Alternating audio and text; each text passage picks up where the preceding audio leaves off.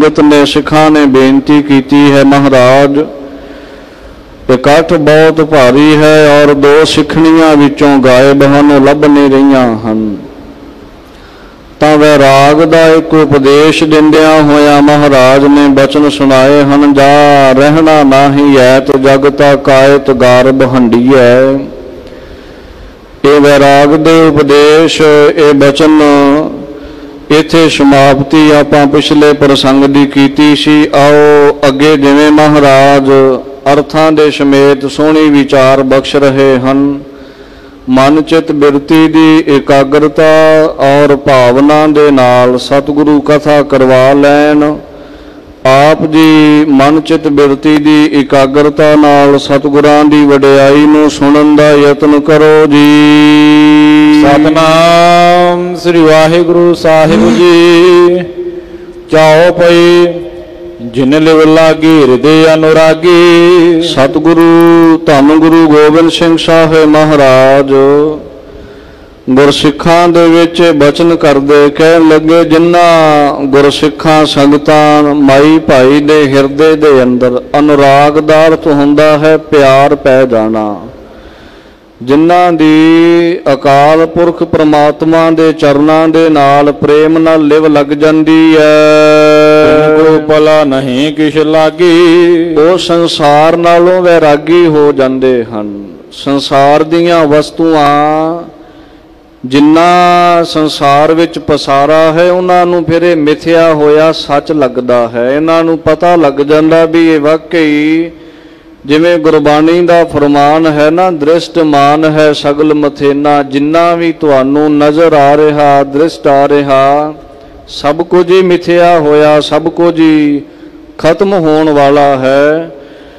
ਉਹ ਇਸ ਅਵਸਥਾ ਤੱਕ ਪਹੁੰਚ ਜਾਂਦੇ ਹੈ ਜਿਨ੍ਹਾਂ ਦੇ ਅੰਦਰ ਪਿਆਰ ਬਣ ਜਾਵੇ, ਜਿਨ੍ਹਾਂ ਦਾ ਪ੍ਰੇਮ ਅਕਾਲ ਪੁਰਖ ਪ੍ਰਮਾਤਮਾ ਦੇ ਚਰਨਾਂ ਨਾਲ ਲੱਗ ਜਾਵੇ। ਉਹ ਫਿਰ ਸੱਚੀ ਇਸ ਨੂੰ ਮਿਥਿਆ ਹੋਇਆ ਜਾਣ ਲੈਂਦੇ ਹਨ। ਮੁਕਰ ਸਮਾਨ ਗੁਰੂ ਦਰਬਾਰ। ਉਹਨਾਂ ਗੁਰਸਿੱਖਾਂ ਦੇ ਲਈ ਅੱਛਾ ਗੁਰੂ ਘਰ ਵਿੱਚ ਕਿਵੇਂ ਆਉਣਾ ਚਾਹੀਦਾ ਹੈ। ਸਤਿਗੁਰਾਂ ਦੇ ਘਰ ਆਪਾਂ ਆਉਂਦੇ ਦਰਸ਼ਨ ਦੀਦਾਰ ਕਰਦੇ ਹਾਂ। ਗੁਰਸਿੱਖ ਦੇ ਲਈ ਸਤਿਗੁਰਾਂ ਦਾ ਘਰ ਕਿਵੇਂ ਦਾ ਹੈ, ਜਿਵੇਂ ਇੱਕ ਸ਼ੀਸ਼ਾ ਹੁੰਦਾ। ਪਰ ਇਹ ਅਵਸਥਾ ਵਾਲਿਆਂ ਦੀ ਗੱਲ ਹੈ ਜਿਨ੍ਹਾਂ ਦਾ ਜੀਵਨ ਪ੍ਰੇਮੀ ਬਣ ਜਾਵੇ, ਸ਼ਰਧਾ ਵਾਲੇ ਬਣ ਜਾਣ, ਸਤਿਗੁਰਾਂ ਦੇ ਚਰਨਾਂ ਦਾ ਪਿਆਰ ਜਿਨ੍ਹਾਂ ਨੂੰ ਲੱਗ ਜਾਵੇ ਹਿਰਦੇ ਦੇ ਅੰਦਰ, ਜਿਹੜੇ ਇਹ ਅਰਦਾਸ ਕਰਦੇ ਹੋਣ, ਸਾਚੀ ਪ੍ਰੀਤ ਹਮ ਤੁਮ ਸਿਉ ਜੋਰੀ, ਤੁਮ ਸਿਉ ਜੋਰ ਅਵਰ ਸੰਗ ਤੋਰੀ। ਜਿਨ੍ਹਾਂ ਦੇ ਅੰਦਰ ਐਸੀ ਭਾਵਨਾ ਬਣ ਜਾਂਦੀ, ਉਹਨਾਂ ਨੂੰ ਗੁਰੂ ਘਰ ਜਿਹੜਾ ਹੈ ਨਾ, ਸਤਿਗੁਰਾਂ ਦਾ ਦਰਬਾਰ ਸ਼ੀਸ਼ੇ ਦੀ ਨਿਆਈ ਹੋ ਕੇ ਉਹਨਾਂ ਨੂੰ ਦਿਸਦਾ ਹੈ। ਸ਼ੀਸ਼ੇ ਦੀ ਨਿਆਈ ਕਿਵੇਂ ਦਿਸਦਾ, ਉਹ ਅਗਲੀ ਕਥਾ 'ਚ ਦੱਸਦੇ ਨੇ। ਨਿਰਮਲ ਸਦਾ ਬਹੀਨ ਬੇਕਾਰ। ਕਹਿੰਦੇ ਜਿਵੇਂ ਸ਼ੀਸ਼ਾ ਇੱਕ ਨਿਰਮਲ ਹੁੰਦਾ ਹੈ, ਸਾਫ਼ ਸੁਥਰਾ ਰਹਿੰਦਾ, ਵਿਕਾਰਾਂ ਤੋਂ ਰਹਿਤ ਹੋ ਜਾਂਦਾ। ਵਿਕਾਰਾਂ ਤੋਂ ਰਹਿਤ ਗੁਰਸਿੱਖ ਦਾ ਜੀਵਨ ਸ਼ੀਸ਼ੇ ਵਰਗਾ ਹੋ ਜਾਂਦਾ ਗੁਰੂ ਘਰ ਵਿੱਚ ਆ ਕੇ। ਸਤਿਗੁਰਾਂ ਦਾ ਸ਼ੀਸ਼ੇ ਦਾ ਦਰਬਾਰ ਸ਼ੀਸ਼ੇ ਵਰਗੀ ਉਦਾਹਰਣ ਕਿਉਂ ਦੇ ਰਹੇ ਹੈ, ਮੁਕਰ ਦੀ ਉਦਾਹਰਣ ਕਿਉਂ ਦੇ ਰਹੇ ਹਨ। ਜਿਵੇਂ ਆਪਾਂ ਸ਼ੀਸ਼ੇ ਦੇ ਅੱਗੇ ਖੜ ਕੇ ਆਪਣਾ ਚਿਹਰਾ ਦੇਖੀਏ ਤਾਂ ਉਹ ਉਵੇਂ ਦਾ ਹੀ ਦਿਖਾਉਂਦਾ ਜਿਵੇਂ ਦਾ ਸਾਡਾ ਹੈ। ਕੋਈ ਫਰਕ ਨਹੀਂ ਪਾਉਂਦਾ। ਇਹ ਨਹੀਂ ਵੀ ਸਾਡੀ ਪੱਗ ਦਾ ਰੰਗ ਬਦਲ ਦੇਵੇਗਾ ਜਾਂ ਸਾਡੇ ਦਾੜੇ ਦੇ ਕੇਸ ਚਿੱਟੇ ਆ ਉਹ ਕਾਲੇ ਦਿਖਾਵੇਗਾ, ਜਾਂ ਕਾਲੇ ਆ ਤਾਂ ਚਿੱਟੇ ਦਿਖਾਉਣੇ ਹਨ। ਨਹੀਂ, ਸ਼ੀਸ਼ੇ ਦੇ ਅੱਗੇ ਜਿਵੇਂ ਦਾ ਇਨਸਾਨ ਖੜਾ ਹੁੰਦਾ ਉਵੇਂ ਦਾ ਨਜ਼ਰ ਆਉਂਦਾ। ਗੁਰੂ ਘਰ ਇਵੇਂ ਦਾ ਹੈ। ਇੱਥੇ ਜਿੱਦਾਂ ਦੀ ਭਾਵਨਾ ਲੈ ਕੇ ਆਓਗੇ ਨਾ ਸਤਿਗੁਰਾਂ ਦੇ ਘਰ ਦੇ ਵਿੱਚ, ਉੱਦਾਂ ਦੀ ਹੋਈ ਤੁਹਾਡੀ ਭਾਵਨਾ ਪੂਰੀ ਹੋਣੀ, ਉੱਦਾਂ ਦਾ ਹੀ ਫਲ ਮਿਲਦਾ ਹੈ। ਬਹੁਤੇ ਪ੍ਰੇਮ ਵਿੱਚ ਭਿੱਜਿਆਂ ਹੋਇਆਂ ਨੂੰ ਸਚਾਈ ਨਜ਼ਰ ਆ ਜਾਂਦੀ। ਹੁਣ ਕੋਈ ਸ਼ੀਸ਼ੇ ਅੱਗੇ ਖੜ ਜਾਵੇ, ਚਲੋ ਕਿਸੇ ਦਾ ਰੰਗ ਰੂਪ ਨਿੰਦਣ ਦੇ ਵਾਸਤੇ ਨਹੀਂ ਇਹ ਬਚਨ, ਇਹ ਸਿਰਫ ਸਮਝਾਉਣ ਲਈ ਤੁਹਾਨੂੰ ਬੇਨਤੀ ਕਰਦਾ ਵੀ ਸ਼ੀਸ਼ੇ ਅੱਗੇ ਖੜ ਕੇ ਰੰਗ ਸਾਡਾ ਕਾਲਾ ਜਿਹਾ ਹੋਵੇ ਤੇ ਭੁਲੇਖਾ ਪਾ ਲਈਏ ਵੀ ਨਹੀਂ ਅਸੀਂ ਤਾਂ ਬਹੁਤ ਗੋਰੇ ਚਿੱਟੇ ਹਾਂ, ਬਹੁਤੇ ਸੁਨੱਖੇ ਲੱਗਦੇ। ਇਹ ਤਾਂ ਹੁਣ ਭਰਮ ਹੈ ਨਾ, ਸ਼ੀਸ਼ਾ ਤਾਂ ਸੱਚ ਹੀ ਦਿਖਾ ਰਿਹਾ ਵੀ ਤੇਰਾ ਰੰਗ ਕਿਵੇਂ ਦਾ ਹੈ। ਤੂੰ ਕਾਲੇ ਤੋਂ ਧੱਕੇ ਨਾਲ ਗੋਰਾ ਬਣ ਜਾ ਜਾਂ ਗੋਰੇ ਤੋਂ ਕਾਲਾ ਬਣ ਜਾ, ਉਹ ਤੇਰੀ ਇੱਛਾ ਹੈ। ਇਸੇ ਤਰ੍ਹਾਂ ਸਤਿਗੁਰਾਂ ਦੇ ਘਰ ਹੈ, ਜਦੋਂ ਸੱਚੀ ਭਾਵਨਾ, ਸੱਚੇ ਪ੍ਰੇਮ, ਸ਼ਰਧਾ ਵਿੱਚ ਭਿੱਜ ਕੇ ਗੁਰਸਿੱਖ ਇੱਥੇ ਆਉਂਦਾ, ਜਿੰਨਾ ਚਿਰ ਤਾਂ ਅਸੀਂ ਆਈਏ ਵਿਖਾਵੇ ਦੇ ਵਿੱਚ, ਉਹਨਾਂ ਚਿਰ ਤਾਂ ਫਿਰ ਆਪਾਂ ਦੁਨਿਆਵੀ ਦੌਲਤ, ਦੁਨਿਆਵੀ ਪਦਾਰਥ ਮੰਗਦੇ ਹਾਂ, ਔਰ ਸਾਨੂੰ ਇਹੋ ਨਜ਼ਰ ਲੱਗੀ ਜਾਂਦਾ ਵੀ ਇਹ ਸਾਰਾ ਕੁਝ ਹੀ ਸੱਚ ਹੈ।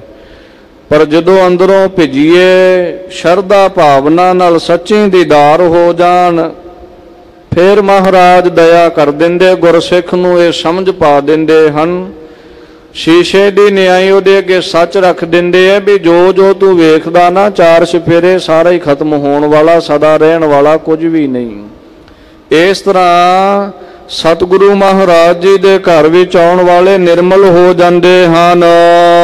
ਆਪਣੋ ਮੁਖ ਕਰ ਦੇਖਹਿ ਜੈਸਾ, ਜਿਵੇਂ ਭਾਈ ਕੋਈ ਸ਼ੀਸ਼ੇ ਵਿੱਚ ਆਪਣਾ ਮੁਖ ਜਿਵੇਂ ਦਾ ਵੇਖਦਾ ਬਣਾ ਕੇ, ਕਰਹਿ ਦਿਖਾਵਣ ਤਿਸ ਕੋ ਤੈਸਾ।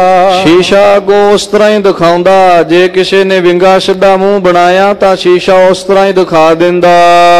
ਹਰਕ ਸੋਗ ਸ਼ੀਸ਼ੇ ਨਹਿ ਜਥਾ, ਜਿਵੇਂ ਉਹਨੂੰ ਕਿਸੇ ਦੀ ਖੁਸ਼ੀ ਨਾਲ ਖੁਸ਼ੀ ਨਹੀਂ ਵੀ ਜੇ ਮੈਂ ਇਹਦਾ ਮੂੰਹ ਵਿੰਗਾ ਵਿਖਾਇਆ ਇਹ ਨਾਰਾਜ਼ ਹੀ ਨਾ ਹੋ ਜਾਵੇ, ਜਾਂ ਕਿਸੇ ਦੇ ਗਮ ਨਾਲ ਗਮ ਨਹੀਂ, ਖੁਸ਼ੀ ਨਾਲ ਖੁਸ਼ੀ ਨਹੀਂ। ਜਿਵੇਂ ਉਹ ਨਿਰਲੇਪ ਹੈ, ਉਹਦਾ ਕੰਮ ਹੈ ਤੁਹਾਡਾ ਅਸਲੀ ਚਿਹਰਾ ਦਿਖਾਉਣਾ, ਕਿਵੇਂ ਦੇ ਤੁਸੀਂ ਲੱਗਦੇ ਹੋ। ਇਸ ਤਰ੍ਹਾਂ ਸਤਿਗੁਰੂ ਨਿਰਲੇਪ ਹਨ। ਸਤਿਗੁਰੂ ਮਹਾਰਾਜ ਨੂੰ ਉਪਦੇਸ਼ ਦੇਣ ਲੱਗਿਆ ਇਹ ਨਹੀਂ ਵੀ ਇਹ ਸਾਡਾ ਆਪਣਾ, ਇਹ ਬਗਾਨਾ, ਸਭ ਨੂੰ ਹੀ ਸਤਿਗੁਰੂ ਪਿਆਰ ਕਰਦੇ ਹੈ। ਔਰ ਜਿਹੜਾ ਕੋਈ ਉਪਦੇਸ਼ ਮੰਗਦਾ ਗੁਰੂ ਸਾਹਿਬ ਦੇ ਕੋਲੋਂ, ਫਿਰ ਜਿਵੇਂ ਦਾ ਉਹਨੂੰ ਉਪਦੇਸ਼ ਦੇਣਾ ਸਤਿਗੁਰੂ ਦੇ ਦਿੰਦੇ। ਉਪਦੇਸ਼ ਸਾਰਿਆਂ ਨੂੰ ਹੀ ਸਾਂਝਾ ਹੈ। ਗੁਰਬਾਣੀ ਨੂੰ ਪੜ੍ਹੋ, ਧੰਨ ਗੁਰੂ ਗ੍ਰੰਥ ਸਾਹਿਬ ਜੀ ਦਾ ਇੱਕ ਇੱਕ ਬਚਨ ਕਿਸੇ ਇੱਕ ਲਈ ਨਹੀਂ ਉਚਾਰਿਆ, ਸਾਰਿਆਂ ਦੇ ਲਈ ਸਾਂਝੀ ਬਾਣੀ ਹੈ, ਸਭ ਨੂੰ ਹੀ ਬਾਣੀ ਉਪਦੇਸ਼ ਦਿੰਦੀ। ਇਸ ਕਰਕੇ ਸਤਿਗੁਰੂ ਮਹਾਰਾਜ ਦੀ ਇੱਥੇ ਵਡਿਆਈ ਕਰਦੇ, ਸ਼ੀਸ਼ੇ ਦੀ ਉਦਾਹਰਨ ਦੇ ਰਹੇ ਐ। ਗੁਰ ਸਤਿਪੁਰਖ ਚੱਲਣ ਹੈ ਤਥਾ, ਕਹਿੰਦੇ ਜਿਹੜੇ ਸਤਿਗੁਰੂ ਹੁੰਦੇ ਨਾ, ਸਤਿਗੁਰੂ ਸੱਚੇ ਸਤਿਗੁਰਾਂ ਦੇ ਘਰ ਵਿੱਚ ਆਉਣ ਵਾਲੇ ਜਿਹੜੇ ਗਾਂ, ਉਹਨਾਂ ਦੇ ਸਤਿਪੁਰਖ ਹੁੰਦੇ ਐ, ਗੁਰੂ ਨਾਲ ਜੁੜੇ ਹੋਏ, ਜਿਨ੍ਹਾਂ ਦਾ ਸੱਚੀ ਪਿਆਰ ਹੁੰਦਾ, ਜੁੜ ਜਾਂਦੇ ਐ ਰੂਹ ਕਰਕੇ। ਉਹਨਾਂ ਦਾ ਚੱਲਣਾ ਵੀ ਇਵੇਂ ਦਾ ਹੀ ਹੈ ਜਿਵੇਂ ਇੱਕ ਸ਼ੀਸ਼ਾ ਨਿਰਲੇਪ ਹੋਵੇ। ਭਾਵ ਅਸਲ ਸੰਤ ਮਹਾਪੁਰਖ ਜਿਹੜੇ ਐ, ਸਤਿਪੁਰਖ ਜਿਹੜੇ ਹਨ, ਉਹ ਕਿਸੇ ਤੋਂ ਕਿਸੇ ਲਾਲਚ ਵਸ ਹੋ ਕੇ ਕਿਸੇ ਦੇ ਲਈ ਪੱਖ ਨਹੀਂ ਪੂਰਦੇ ਵੀ ਇਹ ਸਾਡਾ ਆਪਣਾ ਜਾਂ ਇਹ ਸਾਡਾ ਬਗਾਨਾ, ਜਾਂ ਇਹਦੇ ਤੋਂ ਲਾਲਚ ਹੈ, ਇਹਦੇ ਤੋਂ ਨਹੀਂ। ਸਭ ਦੇ ਤਾਈਂ ਜੋ ਬਣਦਾ ਉਪਦੇਸ਼ ਦਿੰਦੇ ਆ, ਜੋ ਅਗਲੇ ਦੀ ਕਮੀ ਉਹਨੂੰ ਕਮੀ ਦੱਸ ਦਿੰਦੇ ਹਨ। ਸਖਤ ਬਚਨ ਵੀ ਹੋਵੇ ਬੋਲ ਦਿੰਦੇ ਐ, ਕਿਸੇ ਦੇ ਨਾਲ ਉਹਨਾਂ ਨੂੰ ਖੁਸ਼ੀ ਗਮੀ ਨਹੀਂ ਹੁੰਦੀ। ਸੇਵਾ ਕਰੇ ਜਾਨ ਕਰ ਜਸ ਜਸ, ਇਹ ਤਾਂ ਗੁਰਸਿੱਖਾਂ ਤੇ ਹੈ, ਇਹ ਤਾਂ ਹੁਣ ਸਾਡੇ ਤੇ ਹੈ, ਤੁਹਾਡੇ ਤੇ ਹੈ ਵੀ ਅਸੀਂ ਕਿਵੇਂ ਦੀ ਭਾਵਨਾ ਰੱਖ ਕੇ ਸੇਵਾ ਕਰਨੀ।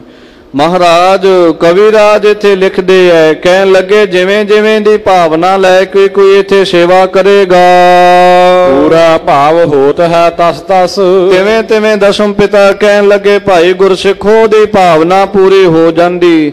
ਜੇ ਕਿਸੇ ਬੀਬੀ ਨੇ ਸੇਵਾ ਕੀਤੀ, ਮੇਰੇ ਘਰ ਵਿੱਚ ਸੰਤਾਨ ਨਹੀਂ, ਸੰਤਾਨ ਹੋ ਜਾਵੇ, ਇਹ ਤਾਂ ਨਿਸ਼ਰਦਕ ਬੋਲਦੇ ਆ ਨਾ ਵੀ ਇਦਾਂ ਕਿੱਦਾਂ ਪੂਰੀਆਂ ਹੁੰਦੀਆਂ।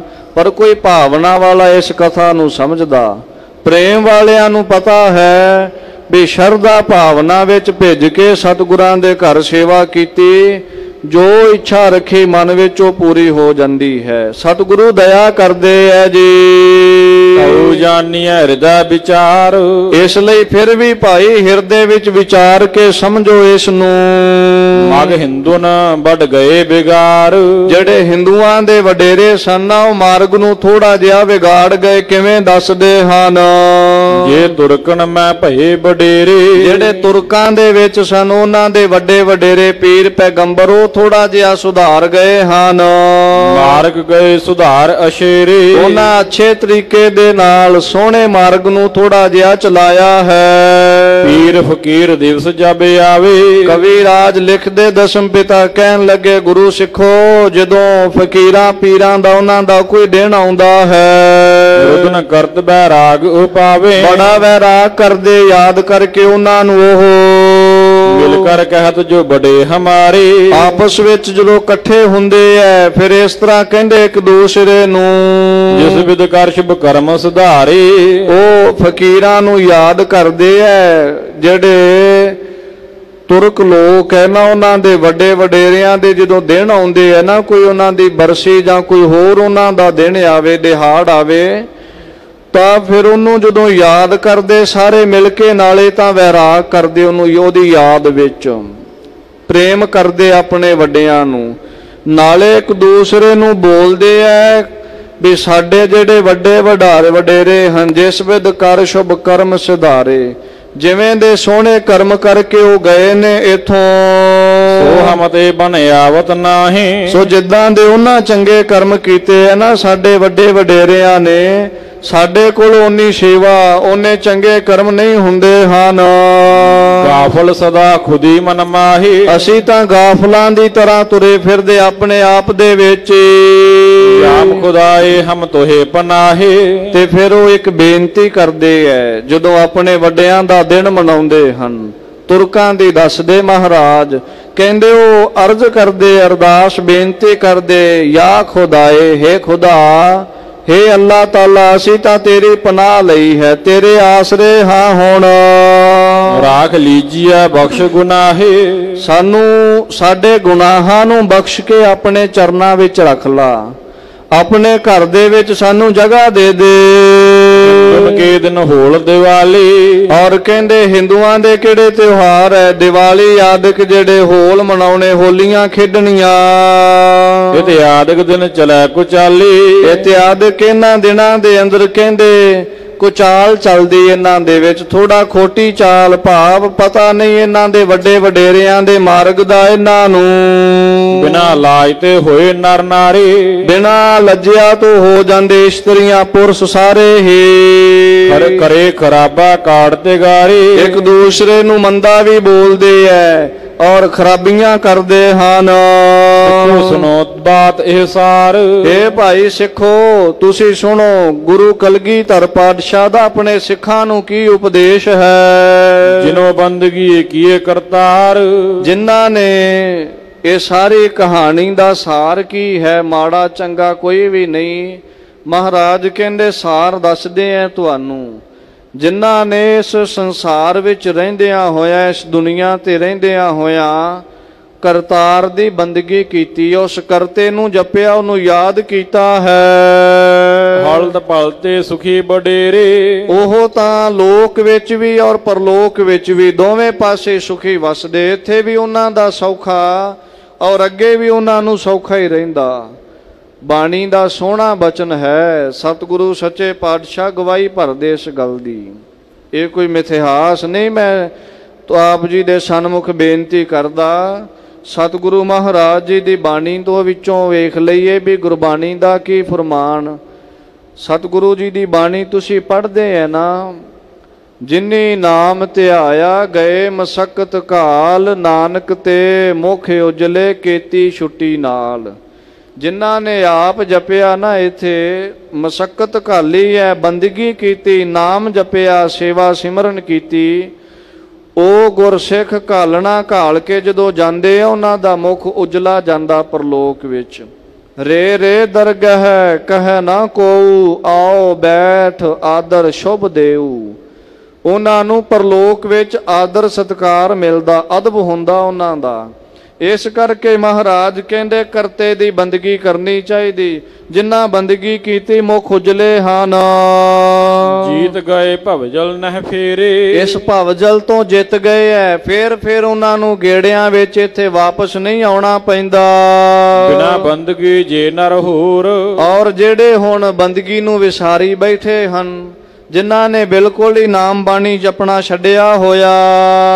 ਨਿਜ ਨਿਜ ਸ਼ਰਾ ਬੰਦੇ ਜਿਮ ਚੋਰ, ਉਹ ਆਪੋ ਆਪਣੀ ਸ਼ਰਾ ਵਿੱਚ ਹੀ ਵੱਜ ਗਏ ਹਨ। ਅਖੇ ਇਸ ਤਰ੍ਹਾਂ ਨਹੀਂ ਕਰਨਾ, ਅਸੀਂ ਇਸ ਤਰ੍ਹਾਂ ਕਰਦੇ ਆਂ ਜੀ। ਜਿਵੇਂ ਪਸ਼ ਬੰਦਿਓ ਦਿਵਸ ਬਿਤਾਏ, ਕਹਿੰਦੇ ਜਿਵੇਂ ਇੱਕ ਪਸ਼ੂ ਨੂੰ ਬੰਨ ਦਈਏ ਨਾ ਕਿੱਲੇ ਦੇ ਨਾਲ ਸੰਗਲ ਪਾ ਕੇ, ਹੁਣ ਉਹਦਾ ਉਹ ਸਾਰਾ ਦਿਨ ਉੱਥੇ ਬੱਝਾ ਹੀ ਲੰਘ ਜਾਂਦਾ ਹੈ। ਜਨਮ ਮਰਨ ਬੰਦੇ ਤਿਮ ਪਾਵੈ, ਇਸ ਤਰ੍ਹਾਂ ਉਹ ਫਿਰ ਜਿਹੜੇ ਨਾਮ ਬਾਣੀ ਤੋਂ ਬਹੀਨੇ ਐ, ਜਪਦੇ ਨਹੀਂ ਕਦੇ, ਰੱਬ ਦਾ ਨਾਮ ਨਹੀਂ ਜਿਨ੍ਹਾਂ ਲਿਆ, ਉਹ ਫਿਰ ਜਨਮ ਮਰਨ ਦੇ ਬੰਧਨਾਂ ਵਿੱਚ ਪੈ ਜਾਂਦੇ ਹਨ। ਕਰਨੀ ਬਿਨਾ ਤਰੈ ਨਹਿ ਕੋਊ, ਕਰਨੀ ਤੋਂ ਬਿਨਾ ਕੋਈ ਨਹੀਂ ਤਰਦਾ ਸੰਸਾਰ ਵਿੱਚੋਂ। ਜੇ ਕੋਈ ਕਵੇ ਨਾ ਮੈਂ ਕੌਲੀ ਦਾਨ ਆਟਾ ਕਰਕੇ ਤੇ ਮੇਰਾ ਉਧਾਰ ਹੋ ਜਾਵੇ, ਨਹੀਂ ਭਾਈ, ਠੀਕ ਹੈ ਦਾਨ ਪੁੰਨ ਕਰਨਾ ਚੰਗੀ ਗੱਲ ਹੈ, ਪਰ ਇਹਨਾਂ ਕਿ ਧਿਆਨ ਵਿੱਚ ਰੱਖੋ ਗੁਰਸਿੱਖੋ, ਇਹ ਦਸਮ ਪਿਤਾ ਦਾ ਸਾਨੂੰ ਖਾਸ ਕਰਕੇ ਉਪਦੇਸ਼ ਹੈ।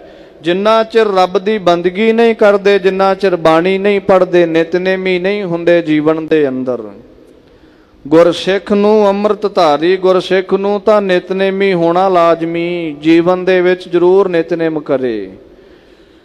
ਸਤ ਬਾਣੀਆਂ ਸਤਿਗੁਰੂ ਮਹਾਰਾਜ ਜੀ ਨੇ ਦਿੱਤੀਆਂ ਸਾਨੂੰ ਨਿਤਨੇਮ ਦੀਆਂ। ਜਪਜੀ ਸਾਹਿਬ, ਜਾਪ ਸਾਹਿਬ, ਸਵਈਏ, ਚੌਪਈ ਸਾਹਿਬ, ਆਨੰਦ ਸਾਹਿਬ ਦਾ ਪਾਠ ਅੰਮ੍ਰਿਤ ਵੇਲੇ, ਰਹਿਰਾਸ ਸਾਹਿਬ ਜੀ ਦੀ ਬਾਣੀ ਸੰਧਿਆ ਵੇਲੇ, ਰਾਤ ਨੂੰ ਸੌਣ ਸਮੇਂ ਕੀਰਤਨ ਸੋਹਿਲੇ ਜੀ ਦੀ ਬਾਣੀ ਦਾ ਪਾਠ ਕਰਨਾ। ਇਹਨਾਂ ਨਿਤਨੇਮ ਤਾਂ ਅੰਮ੍ਰਿਤ ਧਾਰੀ ਗੁਰਸਿੱਖ ਦੇ ਲਈ ਬਹੁਤ ਲਾਜ਼ਮੀ ਹੈ, ਜ਼ਰੂਰੀ ਹੈ। ਮਹਾਰਾਜ ਕਹਿੰਦੇ ਜਿਹੜੇ ਬਾਣੀ ਪੜ੍ਹਦੇ ਨਾ ਉਹਨਾਂ ਦਾ ਤਾਂ ਉਧਾਰ ਹੋ ਜਾਂਦਾ, ਸਤਿਗੁਰੂ ਦਇਆ ਕਰ ਦਿੰਦੇ ਉਹਨਾਂ ਤੇ। ਪਰ ਜਿਹੜੇ ਸੰਸਾਰ ਵਿੱਚ ਬੰਦਗੀ ਵਿਸਾਰ ਕੇ ਬਸ ਐਸ਼ੋ ਆਰਾਮ ਵਿੱਚ ਖਾਣ ਪੀਣ ਵਿੱਚ ਹੀ ਲੱਗੇ ਰਹਿ ਗਏ, ਆਪਣੀ ਜ਼ਿੰਦਗੀ ਨੂੰ ਇਸ ਤਰ੍ਹਾਂ ਹੀ ਗੁਜ਼ਾਰਤਾ, ਬਸਰ ਕਰ ਦਿੱਤਾ, ਉਹ ਫਿਰ ਕਰਨੀ ਬਿਨਾ ਤਰੈ ਨਹਿ ਕੋ। ਕਰਨੀ ਤੋਂ ਬਿਨਾ, ਇਹ ਕਰਨੀ ਦਾ ਦੂਸਰਾ ਅਰਥ ਇਹ ਵੀ ਹੈ ਚੰਗੀ ਕਮਾਈ ਤੋਂ ਬਿਨਾ, ਚੰਗੇ ਕਰਮਾਂ ਤੋਂ ਬਿਨਾ, ਸ਼ੁਭ ਕਰਮ ਕਰਨੇ ਨਾਲ ਨਾਲ ਬੰਦਗੀ ਕਰਨੀ, ਇਹਦੇ ਤੋਂ ਬਿਨਾ ਕੋਈ ਨਹੀਂ ਤਰਦਾ। ਕਰਨੀ ਖਾਲੀ ਜਾਏ ਨਾ ਸੋ, ਜਿਨ੍ਹਾਂ ਨੇ ਚੰਗੀ ਕਰਨੀ ਕੀਤੀ ਹੈ, ਜਿਨ੍ਹਾਂ ਨੇ ਨਾਮ ਬਾਣੀ ਦਾ ਆਸਰਾ ਲਿਆ ਹੋਵੇ, ਨਿਤਨੇਮੀ ਹੋਣ, ਸੇਵਾ ਸਿਮਰਨ ਦੇ ਨਾਲ ਜੁੜੇ ਹੋਏ ਹੋਣ, ਸ਼ੁਭ ਕਰਨੀ ਕਰਦੇ ਹੋਣ, ਕਹਿੰਦੇ ਥੋੜੀ ਵੀ ਕਰ ਲੋ ਵੀ ਖਾਲੀ ਨਹੀਂ ਜਾਂਦੀ। ਬਹੁਤੀ ਹੋਵੇ ਨਾ, ਥੋੜੀ ਕਰੀਏ ਨਾ, ਕਿਵੇਂ ਉਧਾਰ ਹੋਣਾ। ਸਤਿਗੁਰੂ ਕਹਿੰਦੇ ਥੋੜੀ ਤੋਂ ਥੋੜੀ ਵੀ ਕਰ ਲਓ। ਬੰਦਗੀ ਕਰਦਿਆਂ ਕੁਝ 5-7 ਮਿੰਟ ਹੀ ਜੇ ਕੋਈ ਚੌਂਕੜਾ ਲਾ ਕੇ ਪਿਆਰ ਨਾਲ ਵਾਹਿਗੁਰੂ ਵਾਹਿਗੁਰੂ ਕਰ ਲਵੇ, ਉਹਦਾ ਵੀ ਥਾਏ ਪੈ ਜਾਂਦਾ। ਲੰਬੇਰਾ ਸਮਾਂ ਨਹੀਂ ਨਾ ਚੌਂਕੜਾ ਲਾ ਕੇ ਸਮਾਂ ਤੁਹਾਡੇ ਤੋਂ ਨਿਕਲਦਾ, ਤੁਰੇ ਫਿਰਦੇ ਵਾਹਿਗੁਰੂ ਦਾ ਸਿਮਰਨ ਕਰੀ ਚੱਲੋ, ਮੂਲ ਮੰਤਰ ਦਾ ਜਾਪ ਹੋਵੇ। ਆਪਣੇ ਜੀਵਨ ਦੌਰਾਨ ਕੁਝ ਸਮਾਂ ਜਿਹੜਾ ਦਸਵੰਧ ਸਮਝ ਕੇ ਸੱਚੇ ਪਾਤਸ਼ਾਹ ਜੀ ਦੇ ਬਖਸ਼ੇ ਹੋਏ ਸਵਾਸਾਂ ਵਿੱਚੋਂ ਮਹਾਰਾਜ ਦੇ ਲੇਖੇ ਲਾਉਣਾ ਚਾਹੀਦਾ ਹੈ, ਜ਼ਰੂਰ ਲਾਇਆ ਕਰੋ।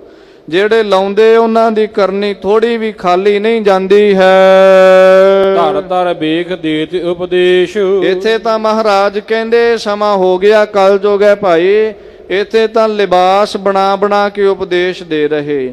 ਜਿਹੜੇ ਹਿੰਦੂਆਂ ਦੇ ਵੱਡ ਵਡੇਰੇ ਸਨ ਪੁਰਾਤਨ ਸਮੇਂ ਦੇ ਅੰਦਰ ਜਿਹੜੇ ਸਨ, ਉਹ ਕੁਝ ਇਹੋ ਜਿਹੇ ਕਰਮ ਕਰ ਲਏ ਵੀ ਉਪਦੇਸ਼ ਦੇਣ ਲੱਗ ਪਏ, ਆਪਣੇ ਆਪ ਨੂੰ ਗੁਰੂ ਬਣਾ ਕੇ।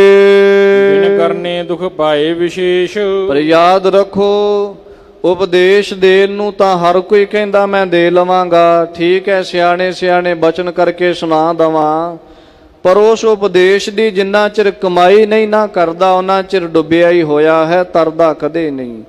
ਉਧਾਰ ਉਦੋਂ ਹੀ ਹੋਣਾ ਸੰਸਾਰ ਵਿੱਚੋਂ ਜਦੋਂ ਕੀਤੇ ਹੋਏ ਉਪਦੇਸ਼ ਦੀ ਕਮਾਈ ਕਰੇਗਾ। ਹੱਸਦਿਆਂ ਟੱਪਦਿਆਂ ਸੁਆਂਗ ਬਣਾਏ, ਸਤਿਗੁਰੂ ਮਹਾਰਾਜ ਕਹਿਣ ਲੱਗੇ ਹੱਸਦਿਆਂ ਤੇ ਟੱਪਦਿਆਂ ਹੋਇਆਂ। ਸਾਡਾ ਇੱਕ ਜੀਵਨ ਦਾ ਸਮਾਂ ਇਹੋ ਜਿਹਾ ਬਣਿਆ ਹੋਇਆ ਵੀ ਹੱਸਣ ਖੇਡਣ ਵਿੱਚ ਹੀ ਬਹੁਤਾ ਸਮਾਂ ਅਸੀਂ ਗੁਜ਼ਾਰ ਦਿੰਦੇ ਹਾਂ। ਕਦੇ ਬਾਲਕ ਅਵਸਥਾ ਵਿੱਚ ਹੈ, ਕਦੇ ਜਵਾਨ ਹੋ ਗਏ, ਇਹਨਾਂ ਹੱਸਦਿਆਂ ਟੱਪਦਿਆਂ ਵਸਤੂਆਂ ਜੋੜਦਿਆਂ ਖਾਂਦਿਆਂ ਪੀਂਦਿਆਂ ਸਾਡਾ ਸਮਾਂ ਸਾਰਾ ਹੀ ਲੰਘ ਜਾਂਦਾ। ਬਾਣੀ ਦਾ ਸਤਿਗੁਰੂ ਮਹਾਰਾਜ ਜੀ ਦਾ ਫਰਮਾਨ ਹੈ, ਕਈ ਨਾ ਇਸ ਫਰਮਾਨ ਨੂੰ ਉਹ ਉਲਟ ਤਰੀਕੇ ਦੇ ਨਾਲ ਆਪਣੇ ਲਈ ਵਰਤ ਲੈਂਦੇ ਹਨ। ਕਈ ਕਹਿ ਦਿੰਦੇ ਲੈ ਬਾਣੀ ਨੇ ਕਿਹਾ ਹੱਸਣ ਖੇਡਣ ਮਨ ਕਾ ਚਾਓ, ਠੀਕ ਹੈ ਭਾਈ, ਮਨ ਦਾ ਚਾਅ ਹੈ ਹੱਸਣਾ ਤੇ ਖੇਡਣਾ, ਪਰ ਯਾਦ ਰੱਖੋ ਗੁਰਸਿੱਖ ਤੇ ਗੁਰਮੁਖ ਉਹ ਹੈ ਜਿਹੜਾ ਮਨ ਨਾਲੋਂ ਪਾਸੇ ਹਟੇ। ਜਿਹੜਾ ਮਨ ਦੇ ਪਿੱਛੇ ਲੱਗ ਗਿਆ ਉਹ ਤਾਂ ਮਨਮੁਖ ਹੈ, ਤੇ ਤੁਸੀਂ ਮਨਮੁਖ ਥੋੜਾ ਬਣਨਾ। ਗੁਰਮੁਖ ਬਣ ਕੇ ਇਸ ਮਨ ਨੂੰ ਸਗੋਂ ਰੋਕਣਾ ਉਸ ਪਾਸੇ ਤੋਂ। ਹੱਸਦਿਆਂ ਟੱਪਦਿਆਂ ਸੁਆਂਗ ਬਣਾਏ। ਕਹਿੰਦੇ ਇਸ ਤਰ੍ਹਾਂ ਵਾਰੀ ਵਾਰੀ ਤਮਾਸ਼ੇ ਜੇ ਕਰਦਿਆਂ ਜ਼ਿੰਦਗੀ ਲੰਘ ਜਾਂਦੀ। ਪਰਮੇਸ਼ਰ ਰੀਝੈ ਨਾ ਕਦਾਏ। ਤੇ ਯਾਦ ਕਰੋ, ਕੋਈ ਚੌਂਕੜਾ ਲਾ ਕੇ ਬਹਿ ਜਾਵੇ, ਅੱਖਾਂ ਬੰਦ ਕਰ ਲਵੇ, ਪਖੰਡ ਕਰੇ, ਵਿਖਾਵਾ ਕਰੇ ਲੋਕਾਂ ਦੇ ਵਿੱਚ, ਮੈਂ ਬੜਾ ਭਗਤ, ਮੈਂ ਤਾਂ ਬਹੁਤ ਤਪਸਵੀ ਤਪੱਸਿਆ ਕਰਦਾ। ਮਹਾਰਾਜ ਕਹਿੰਦੇ ਹੋ ਸਕਦਾ 2-4 ਲੋਕ ਬੁੱਧੂ ਬਣ ਜਾਣ, ਤੇਰੇ ਪਿੱਛੇ ਪਿੱਛੇ ਆ ਜਾਣ, ਤੈਨੂੰ ਪੂਜ ਲੈਣ, ਪਰ ਯਾਦ ਰਵੇ ਪਰਮੇਸ਼ਰ ਰੀਝੈ ਨਾ ਕਦਾਏ। ਰੱਬ ਕਦੇ ਨਹੀਂ ਰੀਝਦਾ ਇਹੋ ਜਿਹੇ ਲੋਕਾਂ ਦੇ ਉੱਪਰ।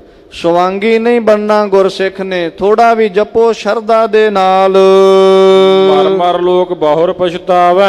ਕਹਿੰਦੇ ਇਹੋ ਜਿਹੇ ਲੋਕ ਜਦੋਂ ਮਰਦੇ ਐ ਤਾਂ ਮਰ ਮਰ ਕੇ ਵਾਰੀ ਵਾਰੀ ਜੂਨਾਂ ਵਿੱਚ ਆਉਣਾ ਪੈਂਦਾ, ਫਿਰ ਪਛਤਾਉਂਦੇ ਬਹੁਤ ਜ਼ਿਆਦਾ। ਬਸ ਵਿਸ਼ਿਆਨ ਮਹਿ ਬੈਸ ਬਿਤਾਵੈ। ਐਸੇ ਵਿਸ਼ਿਆਂ ਦੇ ਵਿੱਚ ਲੱਗੇ ਹੀ ਸਾਰੀ ਉਮਰ ਗੁਜ਼ਾਰ ਦਿੰਦੇ ਹਨ। ਪਰੇ ਆਨ ਸਿਰ ਪਰਜਬ ਭਾਰੀ। ਤੇ ਜਦੋਂ ਭਾਰੀ ਬਿਪਤਾ ਆ ਕੇ ਪੈਂਦੀ ਹੈ, ਜਮ ਕਾ ਠੇਂਗਾ ਬੁਰਾ ਹੈ ਉਹ ਨਹੀਂ ਸਹਿਆ ਜਾਏ। ਬੜੀ ਭਾਰੀ ਵਾਰ ਹੈ ਉਹਨਾਂ ਦਾ, ਬੜਾ ਔਖਾ ਚੱਲਣਾ। ਇਸ ਕਰਕੇ ਜੇ ਉਹਦੇ ਤੋਂ ਬਚਣਾ ਤਾਂ ਬੰਦਗੀ ਨਾਲ ਜੁੜੋ।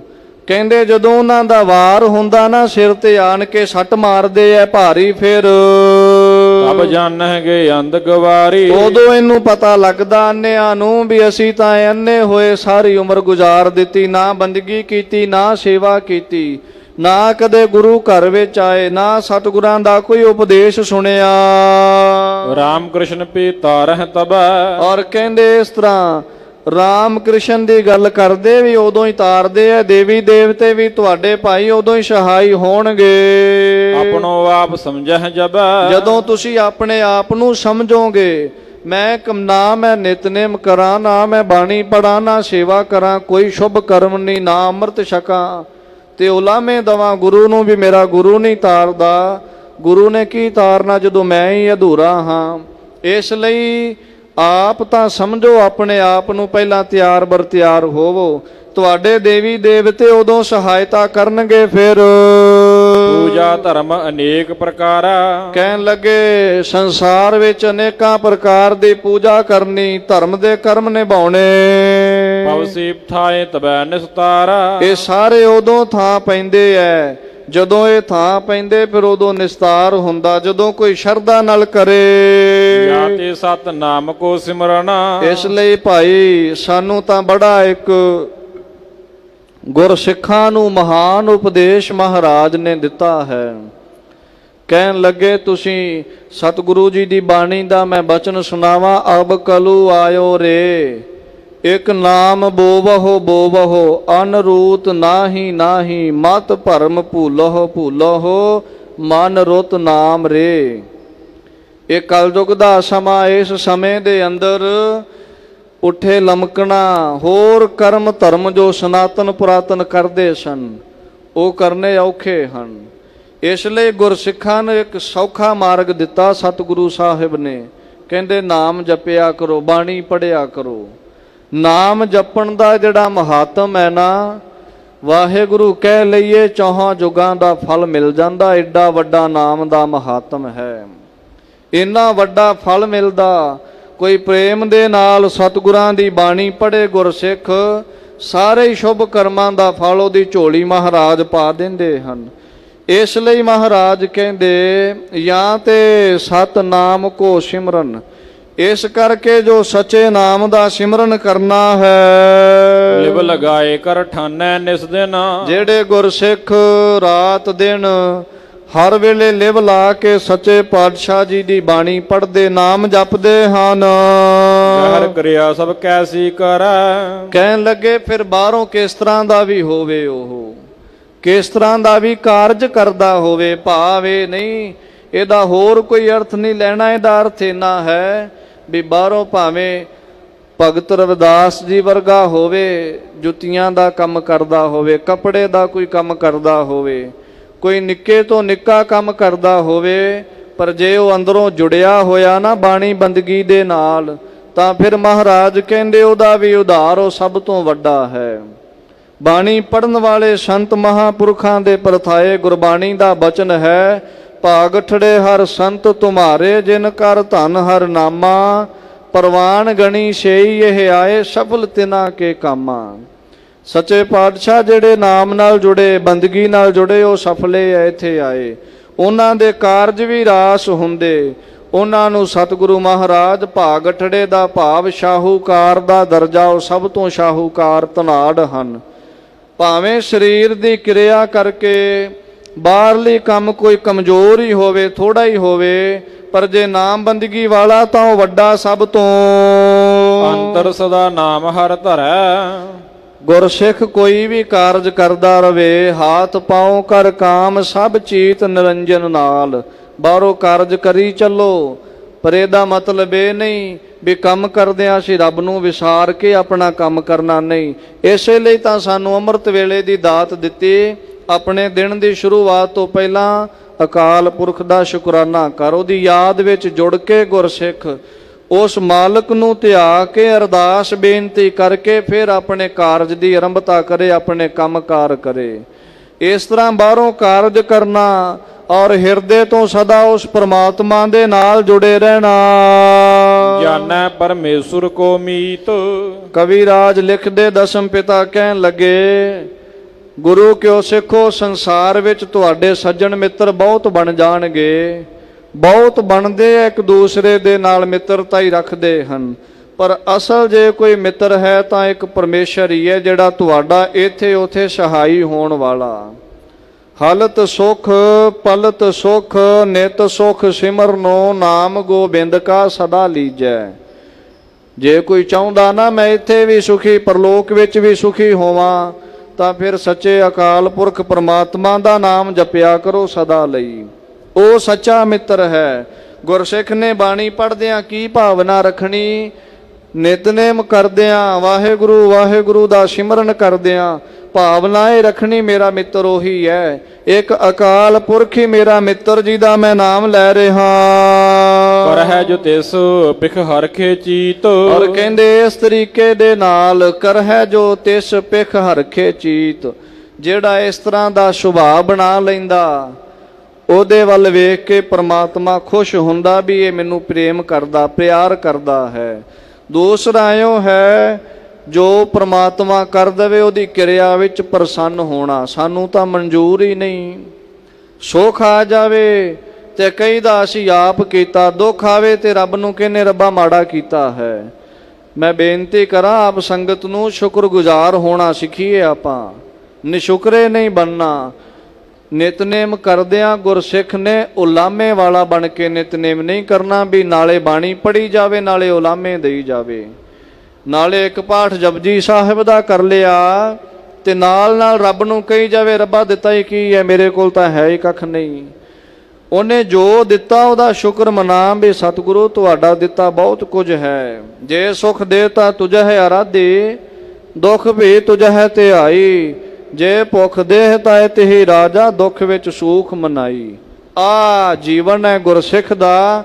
ਇਹੋ ਜਿਹੇ ਜੀਵਨ ਦਾ ਧਾਰਨੀ ਬਣ ਕੇ ਗੁਰਸਿੱਖ ਆਪਣੇ ਜੀਵਨ ਨੂੰ ਬਤੀਤ ਕਰੇ।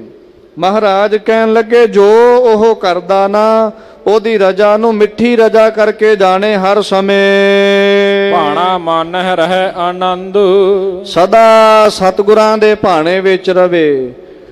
ਸੋ ਸਿੱਖ ਸਖਾ ਬੰਧਪ ਹੈ ਭਾਈ, ਜੇ ਗੁਰ ਕੇ ਭਾਣੇ ਵਿੱਚ ਆਵੇ। ਤੇ ਮਹਾਰਾਜ ਜਿਹੜਾ ਨਹੀਂ ਆਉਂਦਾ ਭਾਣੇ ਵਿੱਚ ਉਹ ਸਤਿਗੁਰੂ ਮਹਾਰਾਜ ਗੁਰਬਾਣੀ ਵਿੱਚ ਅੱਗੇ ਕਹਿੰਦੇ ਜਿਹੜਾ ਫਿਰ ਆਪਣੇ ਭਾਣੇ ਚ ਲਾਉਂਦਾ ਨਾ, ਆਪਣੀ ਰਜਾ ਵਿੱਚ ਮੌਜ ਵਿੱਚ ਚੱਲਦਾ, ਆਪਣਾ ਭਾਣਾ ਜੋ ਚੱਲੇ ਭਾਈ ਵਿਛੜ ਚੋਟਾਂ ਖਾਵੇ। ਉਹ ਵਿਛੜਿਆ ਹੋਇਆ ਜਮਾਂ ਦੀ ਮਾਰ ਹੀ ਖਾਂਦਾ, ਫਿਰ ਗੁਰੂ ਦੇ ਲੜ ਨਹੀਂ ਲੱਗਦਾ ਹੈ।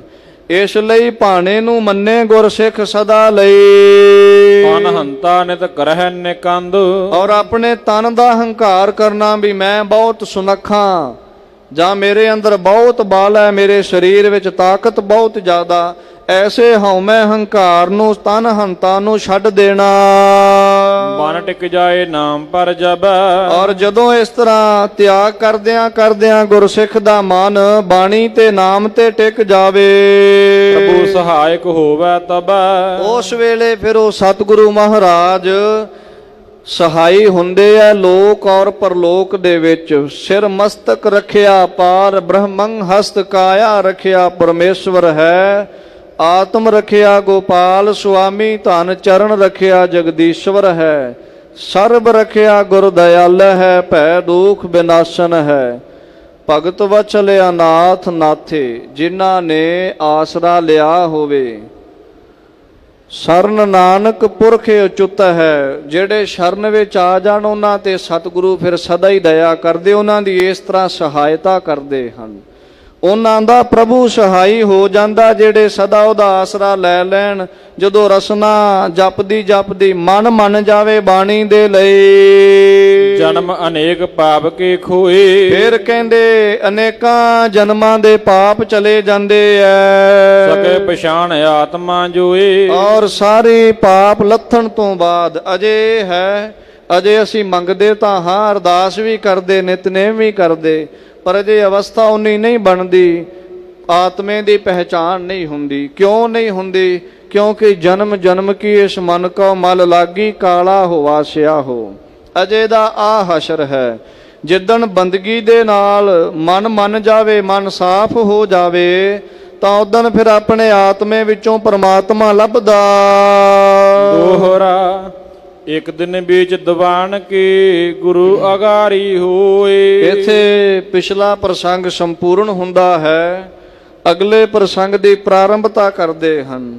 ਕਹਿੰਦੇ ਇੱਕ ਦਿਨ ਸਤਿਗੁਰੂ ਮਹਾਰਾਜ ਜੀ ਦਾ ਸੋਹਣਾ ਦੀਵਾਨ ਸਜਿਆ ਹੋਇਆ, ਦੀਵਾਨ ਦੇ ਵਿੱਚ ਗਾਂਹ ਹੋ ਕੇ ਹਿਰਦੈ ਸ਼ਬਦ ਕੀ ਭਾਵਨਾ, ਬੋਲਿਓ ਸਿੱਖ ਆਸ ਕੋਏ। ਹਿਰਦੇ ਵਿੱਚ ਬਾਣੀ ਦੀ ਭਾਵਨਾ ਸੀ। ਇਸ ਤਰ੍ਹਾਂ ਇੱਕ ਸਿੱਖ ਨੇ ਬੇਨਤੀ ਕੀਤੀ, ਚੌਪਈ ਸਾਚੇ ਪਾਤਸ਼ਾਹ ਗੁਰਪੂਰੇ। ਕਹਿਣ ਲੱਗਿਆ, ਹੇ ਸੱਚੇ ਪਾਤਸ਼ਾਹ ਪੂਰਨ ਸਤਿਗੁਰੂ ਜੀ, ਇੱਕ ਮੇਰੀ ਫਰਿਆਦ ਹਜੂਰੇ। ਆਪ ਜੀ ਦੀ ਹਜ਼ੂਰੀ ਵਿੱਚ ਇੱਕ ਮੇਰੀ ਅਰਦਾਸ ਬੇਨਤੀ ਹੈ। ਨਿਤ ਉਠ ਬੜੇ ਪ੍ਰਾਤ ਇਸ਼ਨਾਨੋ, ਨਿਤ ਉਠ ਅੰਮ੍ਰਿਤ ਵੇਲੇ ਉੱਠ ਕੇ, ਵੱਡੀ ਸਵੇਰ ਸਤਿਗੁਰੂ ਮਹਾਰਾਜ ਅੰਮ੍ਰਿਤ ਵੇਲੇ ਉੱਠ ਕੇ ਮੈਂ ਇਸ਼ਨਾਨ ਕਰਦਾ।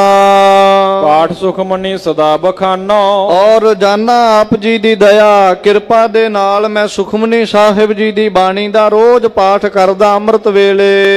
ਕੀਰਤਨ ਸਮੇਂ ਪ੍ਰਥਮ ਪੜ ਲਿਓ। ਔਰ ਕੀਰਤਨ ਹੁੰਦਾ ਨਾ, ਜਦੋਂ ਅੰਮ੍ਰਿਤ ਵੇਲੇ ਰਾਗੀ ਸਿੰਘ ਆ ਕੇ ਕੀਰਤਨ ਕਰਦੇ ਐ, ਉਹਨਾਂ ਦੇ ਕੀਰਤਨ ਆਰੰਭ ਕਰਨ ਤੋਂ ਪਹਿਲਾਂ ਪਹਿਲਾਂ ਮੈਂ ਸੁਖਮਨੀ ਸਾਹਿਬ ਦਾ ਪਾਠ ਕਰ ਲੈਂਦਾ।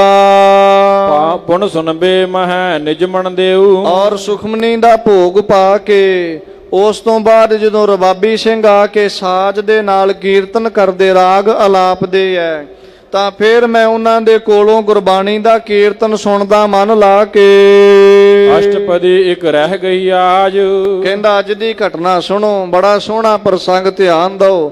ਕਹਿਣ ਲੱਗਿਆ ਜੀ, ਅੱਜ ਜਦੋਂ ਮੈਂ ਸੁਖਮਨੀ ਸਾਹਿਬ ਦਾ ਪਾਠ ਕਰ ਰਿਹਾ ਸੀ ਨਾ, ਦਸਵੇਂ ਪਾਤਸ਼ਾਹ ਨੂੰ ਸਿੱਖ ਕਹਿੰਦਾ ਕਰਦਿਆਂ ਕਰਦਿਆਂ ਇੱਕ ਅਸ਼ਟਪਦੀ ਰਹਿ ਗਈ। ਤਬ ਹੀ ਆਇਓ ਰਾਗ ਸਮਾਜ। ਤੇ ਸਮਾਂ ਰਾਗੀਆਂ ਦਾ ਹੋ ਗਿਆ ਸੀ। ਮੈਂ ਥੋੜਾ ਜਿਹਾ ਲੇਟ ਹੋ ਗਿਆ ਤੇ ਬਾਣੀ ਦਾ ਭੋਗ ਪੈਣ ਵਿੱਚ ਇੱਕ ਅਸ਼ਟਪਦੀ ਅਜੇ ਰਹਿੰਦੀ ਸੀ। ਉਦੋਂ ਸਾਜ ਲੈ ਕੇ ਰਬਾਬੀ ਸਿੱਖ ਆ ਗਏ। ਮੈਂ ਰਾਗੀਨ ਸੰਗ ਬੋ ਕਹਿਓ। ਤੇ ਸਿੱਖ ਕਹਿੰਦਾ ਜੀ, ਜਦੋਂ ਰਾਗੀ ਸਿੰਘ ਆਏ ਤੇ ਮੈਂ ਰਾਗੀ ਸਿੰਘਾਂ ਨੂੰ ਬੇਨਤੀ ਕੀਤੀ ਉਸ ਸਮੇਂ, ਪਾਠ ਕਰਨ ਥੋਰੋ ਅਬ ਰਹਿਓ। ਮੈਂ ਕਿਹਾ, ਭਾਈ ਰਾਗੀ ਸਿੰਘੋ, ਗੁਰੂ ਕਿਉ ਸਿੱਖੋ, ਮੇਰਾ ਥੋੜਾ ਜਿਹਾ ਪਾਠ ਰਹਿ ਗਿਆ ਸੁਖਮਨੀ ਦਾ, ਬਸ ਭੋਗ ਪੈ ਚੱਲਿਆ, ਇੱਕ ਅਸ਼ਟਪਦੀ ਰਹਿੰਦੀ ਹੈ। ਭੋਗ ਸੁਖਮਨੀ ਲੀਵੋਂ ਪਾਏ। ਤੇ ਤੁਸੀਂ ਦਇਆ ਕਰੋ, ਥੋੜਾ ਸਮਾਂ ਠਹਿਰ ਜਾਓ, ਮੈਨੂੰ ਸੁਖਮਨੀ ਸਾਹਿਬ ਜੀ ਦੇ ਬਾਣੀ ਦੇ ਪਾਠ ਦਾ ਭੋਗ ਪਾ ਲੈਣ ਦਿਓ।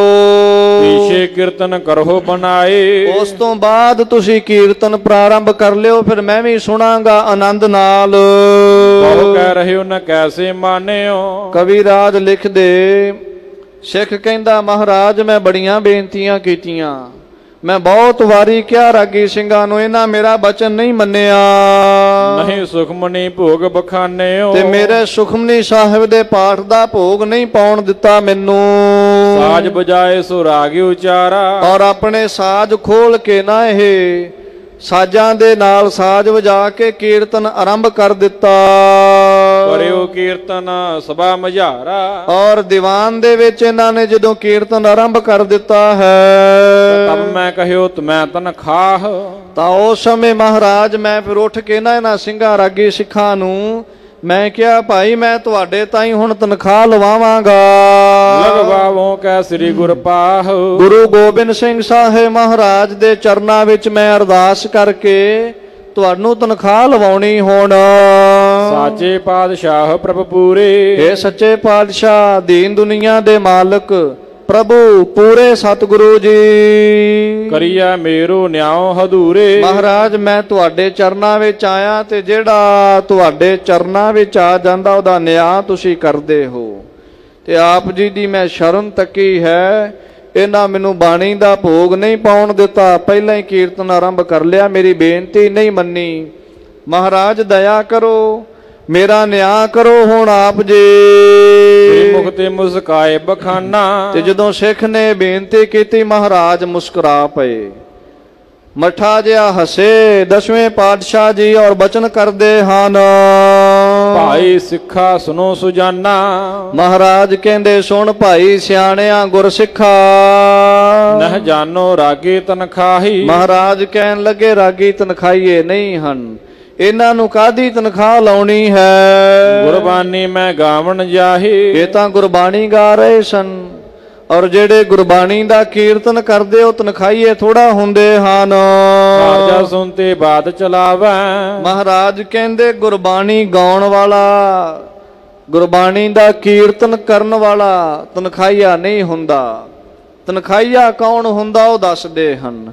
ਹਰ ਜਸ ਸੁਣਤੇ ਬਾਤ ਚਲਾਵੈ, ਕਹਿੰਦੇ ਦਰਬਾਰ ਵਿੱਚ ਕੀਰਤਨ ਹੁੰਦਾ ਹੋਵੇ, ਦਰਬਾਰ ਵਿੱਚ ਕਥਾ ਹੋ ਰਹੀ ਹੋਵੇ, ਸਤਿਗੁਰਾਂ ਦੀ ਵਡਿਆਈ ਹੁੰਦੀ ਹੋਵੇ ਉਸ ਅਕਾਲ ਪੁਰਖ ਦੀ, ਔਰ ਉਸ ਕਥਾ ਕੀਰਤਨ ਦੇ ਚੱਲਦੇ ਸਮੇਂ ਵਿੱਚ ਕੋਈ ਦੀਵਾਨ ਵਿੱਚ ਸੰਗਤਾਂ ਵਿੱਚ ਬੈਠਾ ਹੋਇਆ ਆਪਣੀਆਂ ਗੱਲਾਂ ਕਰਨੀਆਂ ਸ਼ੁਰੂ ਕਰ ਦੇਵੇ, ਆਪਣੀ ਸਲਾਹ ਮਤੇ ਮਸ਼ਵਰੇ ਕਰਨ ਲੱਗ ਪਵੇ ਕੋਈ, ਬਹੁਤ ਤਨਖਾਹੀ ਵੱਡਾ ਕਹਾਵੈ। ਉਹਨੂੰ ਤਨਖਾਹੀਆ ਕਿਹਾ ਜਾਂਦਾ, ਉਹਨੂੰ ਵੱਡੀ ਤਨਖਾਹ ਲੱਗਦੀ, ਉਹ ਤਨਖਾਹ ਦਾ ਹੱਕਦਾਰ ਹੈ।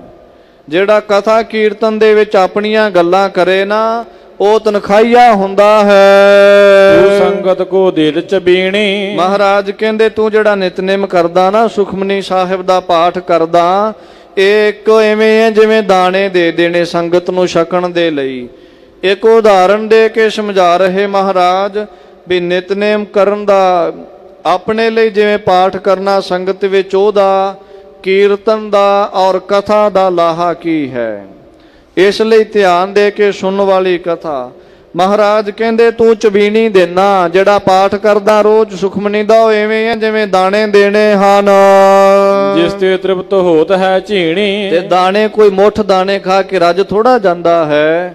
ਜੇ ਕਿਸੇ ਨੂੰ ਕਹੀਏ ਲੈ ਮੁੱਠੀ ਭਰ ਦਾਣੇ ਖਾ ਲਾ, ਸ਼ਾਮਾਂ ਤੱਕ ਕੁਝ ਨਾ ਮੰਗੀ ਤੇਰਾ ਰੱਜ ਹੋ ਗਿਆ, ਤਾਂ ਨਹੀਂ ਪੇਟ ਭਰਦਾ। ਇਸ ਤਰ੍ਹਾਂ ਮਹਾਰਾਜ ਕਹਿੰਦੇ ਤੂੰ ਦਾਣੇ ਦੇਣਾ ਪਾਠ ਕਰਦਾ, ਐਵੇਂ ਹੈ ਜਿਵੇਂ ਦਾਣੇ ਦੇਣੇ ਹੋਣ, ਔਰ ਉਹਦੇ ਨਾਲ ਸੰਗਤ ਪੂਰੀ ਤ੍ਰਿਪਤ ਨਹੀਂ ਹੁੰਦੀ। ਰਾਗੀ ਆਣ ਪ੍ਰਸਾਦ ਛਕਾਇਓ, ਤੇ ਜਦੋਂ ਪਿੱਛੋਂ ਆਣ ਕੇ ਰਾਗੀ ਸਿੰਘ ਕੀਰਤਨ ਆਰੰਭ ਕਰਦੇ ਆ ਨਾ, ਜਿਹੜਾ ਗੁਰਬਾਣੀ ਦਾ ਕੀਰਤਨ ਤੁਸੀਂ ਸੁਣਦੇ ਹੋ, ਉਹ ਐਵੇਂ ਹੈ ਜਿਵੇਂ ਪ੍ਰਸ਼ਾਦ ਛਕਾ ਦੇਣਾ।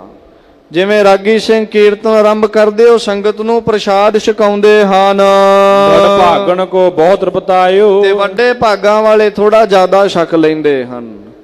ਕਈਆਂ ਦਾ ਹੁੰਦਾ ਨਾ ਕੀਰਤਨ ਵਿੱਚ ਧਿਆਨ ਨਹੀਂ ਜੁੜਦਾ, ਬਿਰਤੀ ਨਹੀਂ ਜੁੜਦੀ, ਇੱਧਰ ਉੱਧਰ ਨੂੰ ਥੋੜਾ ਜਿਹਾ ਮਨ ਖਿੰਡਿਆ ਰਹਿੰਦਾ।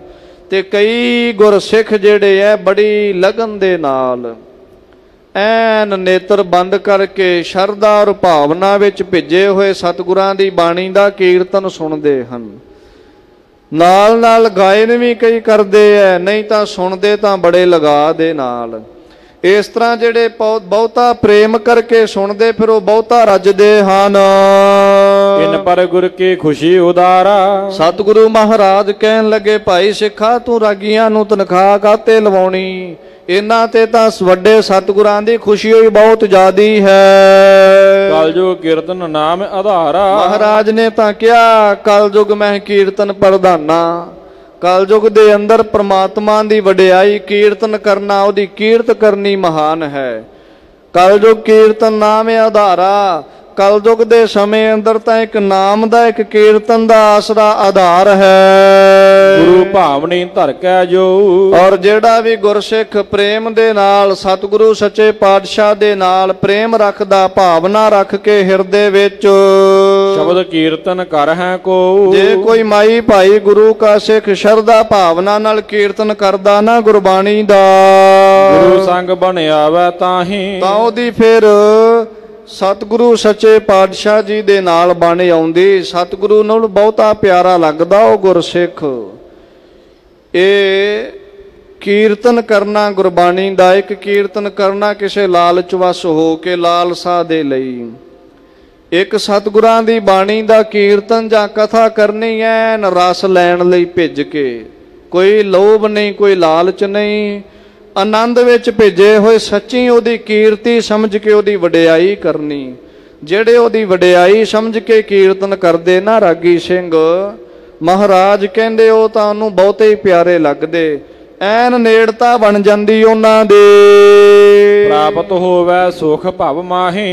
ਉਹਨਾਂ ਨੂੰ ਕੀ ਹੁੰਦਾ, ਇਸ ਭਵਜਲ ਸੰਸਾਰ ਵਿੱਚ ਵੱਡਾ ਸੁਖ ਪ੍ਰਾਪਤ ਹੁੰਦਾ ਜਿਹੜੇ ਭਾਵਨਾ ਨਾਲ ਉਹਦਾ ਕੀਰਤਨ ਕਰਦੇ ਹਨ। ਇੱਥੇ ਬੜਾ ਆਨੰਦ, ਪਰਲੋਕ ਵਿੱਚ ਵੀ ਆਨੰਦ ਮਿਲਦਾ। ਫਿਰ ਤਜ ਬੇਕਾਰ ਕੋ ਗਾਵਹਿ ਨਾਦ। ਔਰ ਜਿਹੜੇ ਕੀਰਤਨ ਕਰਦੇ ਸਮੇਂ ਆਪਣੇ ਹਿਰਦੇ ਦੇ ਵਿਕਾਰਾਂ ਨੂੰ ਛੱਡ ਕੇ ਜਿਹੜੇ ਕੀਰਤਨ ਕਰਦੇ, ਤਿਆਗ ਕਰ ਦਿੰਦੇ ਵਿਕਾਰਾਂ ਦਾ, ਔਰ ਗੁਰਬਾਣੀ ਦਾ ਕੀਰਤਨ ਗਾਉਂਦੇ ਹਨ। ਬੰਧਨ ਟੂਟੈ ਗੁਰੂ ਪ੍ਰਸਾਦ। ਗੁਰੂ ਪ੍ਰਸਾਦ, ਸਤਿਗੁਰੂ ਜੀ ਦੀ ਪ੍ਰਸਾਦ ਕਿਰਪਾ ਦਇਆ ਦੇ ਨਾਲ ਉਹਨਾਂ ਗੁਰਸਿੱਖਾਂ ਦੇ ਇਸ ਸੰਸਾਰ ਦੇ ਸਾਰੇ ਬੰਧਨ ਟੁੱਟ ਜਾਂਦੇ ਐ। ਜਿੰਨਾ ਬੰਧਨਾਂ ਵਿੱਚ ਬੱਝਾ ਹੋਇਆ ਬੰਦਾ ਇੱਥੇ ਹੀ ਰਹਿ ਜਾਂਦਾ, ਉਹ ਟੁੱਟ ਜਾਂਦੇ ਐ। ਫਿਰ ਸੁਣੈ ਪ੍ਰੇਮ ਧਰ ਫੇਰ ਨਾ ਫੇਰਾ। ਔਰ ਜਿਹੜੇ ਪ੍ਰੇਮ ਨੂੰ ਧਾਰ ਕੇ ਸ਼ਰਧਾ ਔਰ ਭਾਵਨਾ ਨਾਲ ਕੀਰਤਨ ਸੁਣਦੇ, ਉਹਨਾਂ ਨੂੰ ਵਾਰੀ-ਵਾਰੀ ਇੱਥੇ ਨਹੀਂ ਆਉਣਾ ਪੈਂਦਾ। ਕੀਰਤਨ ਕਰਨ ਵਾਲਿਆਂ ਦਾ ਤਾਂ ਮਹਾਤਮ ਦੱਸਦੇ ਹੀ ਹੈ, ਜਿਹੜੇ ਅੱਗੇ ਸਰੋਤੇ ਬਣ ਕੇ ਕੀਰਤਨ ਸੁਣਦੇ ਉਹਨਾਂ ਦਾ ਵੀ ਫਲ ਕੀ ਹੈ। ਸੁਣਨ ਵਾਲਾ ਵੀ ਜੇ ਕੋਈ ਭਾਵਨਾ ਬਣਾ ਕੇ ਪ੍ਰੇਮ ਔਰ ਅਦਬ ਦੇ ਨਾਲ ਸ਼ਰਧਾ ਨਾਲ ਭਿੱਜ ਕੇ ਗੁਰਬਾਣੀ ਦਾ ਕੀਰਤਨ ਸੁਣਦਾ ਹੋਵੇ ਤਾਂ ਮਹਾਰਾਜ ਕਹਿੰਦੇ ਵਾਰ-ਵਾਰ ਇੱਥੇ ਨਹੀਂ ਆਉਂਦਾ। ਫਿਰ ਪਾਏ ਅਚਲ ਪਦ ਬਹੁ ਸੁਖ ਕੇਰਾ। ਔਰ ਮਹਾਰਾਜ ਕਹਿੰਦੇ ਅਚਲ ਸੁਖ ਮਿਲਦੇ ਉਸ ਨੂੰ। ਅਚਲ ਦਾ ਹੁੰਦਾ ਜਿਹੜੇ ਕਦੇ ਚਲਾਏਮਾਨ ਨਹੀਂ ਹੁੰਦੇ।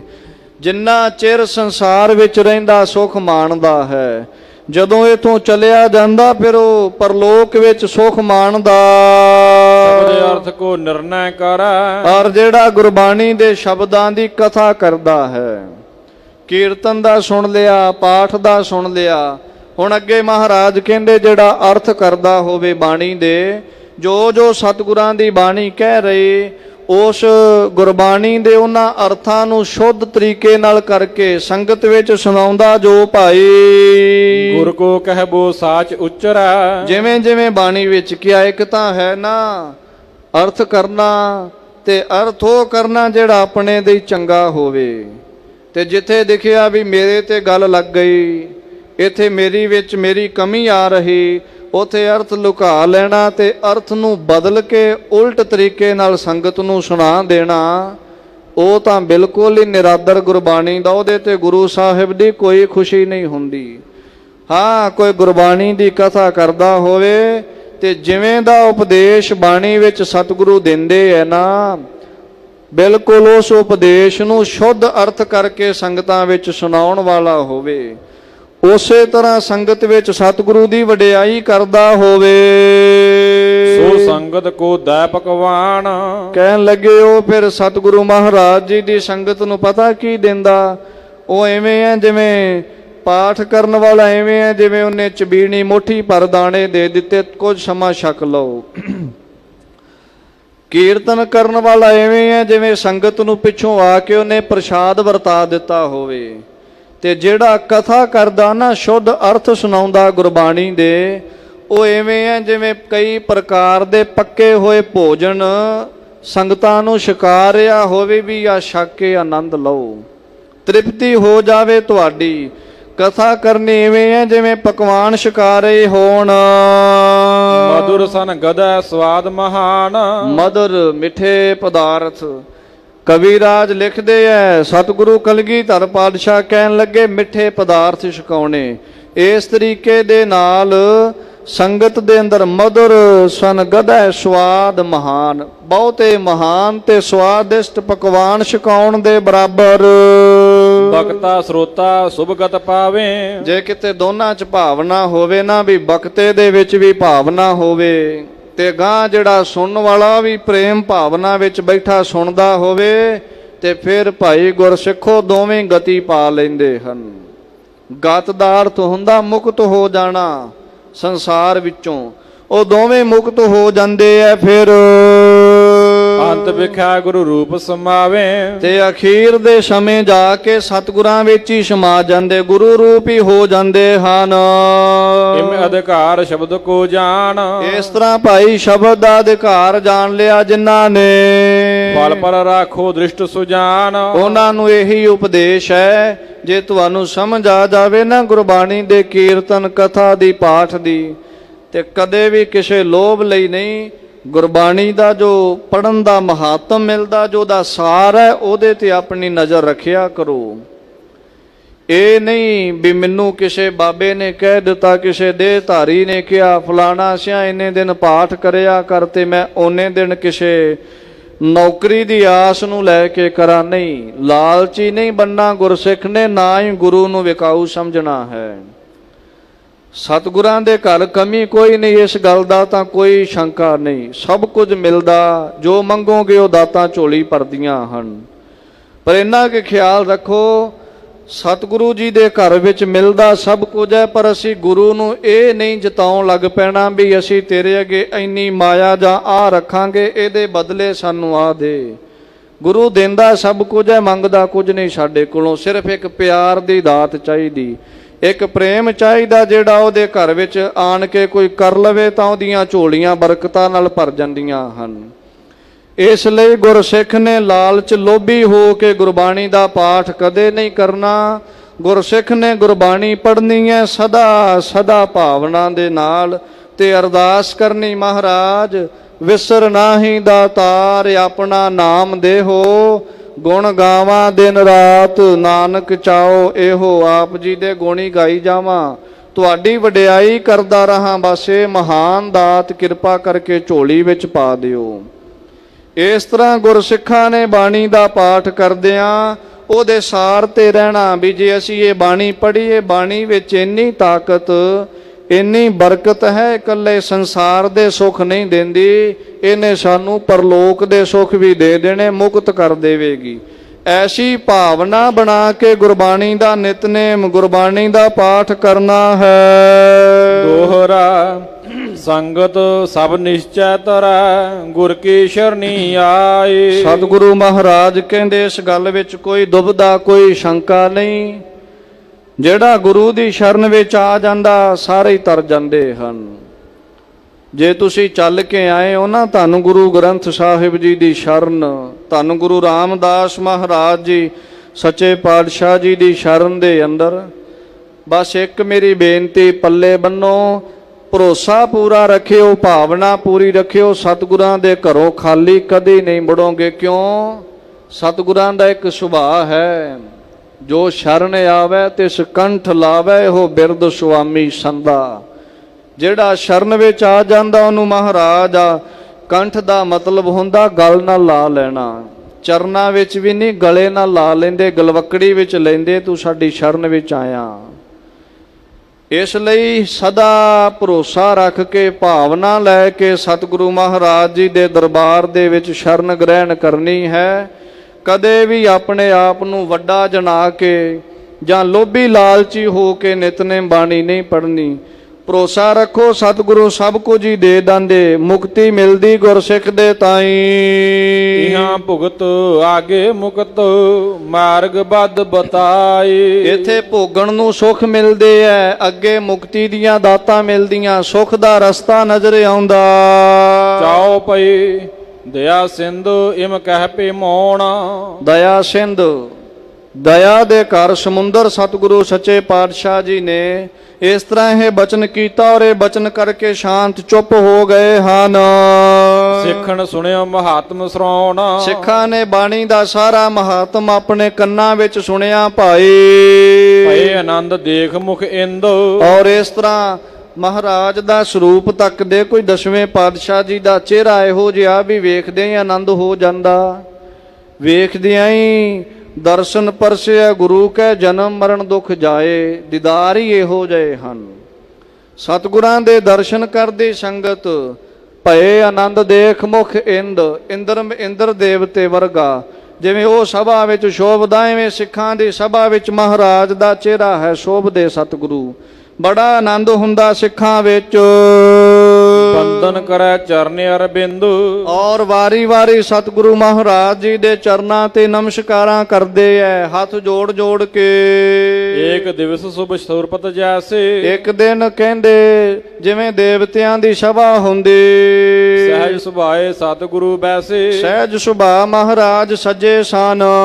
ਪਾਠ ਕਰੈ ਸਿਖ ਓੰਕਾਰਾ। ਦੱਖਣੀ ਓੰਕਾਰ ਬਾਣੀ ਹੈ, ਇਹਦਾ ਗੁਰਬਾਣੀ ਦਾ ਪਾਠ ਕਰਦਾ ਸੀ ਸਿੱਖ। ਵਿਪਰੈ ਅਰਥ ਅਜਾਨ ਉਚਾਰਾ। ਔਰ ਇਹਦੀ ਬਾਣੀ ਦਾ ਪਾਠ ਕਰਦਿਆਂ ਨਾ ਉਹਨੇ ਗੁਰਬਾਣੀ ਦਾ ਉਚਾਰਨ ਗਲਤ ਕੀਤਾ। ਸਾਧ ਸੰਗਤ ਜੀ, ਇਹ ਗੁਰਬਾਣੀ ਦਾ ਉਚਾਰਨ ਗਲਤ ਕਰਨ ਤੇ ਸਿੱਖ ਨੂੰ ਤਾੜਨਾ ਹੋਈ ਸੀ।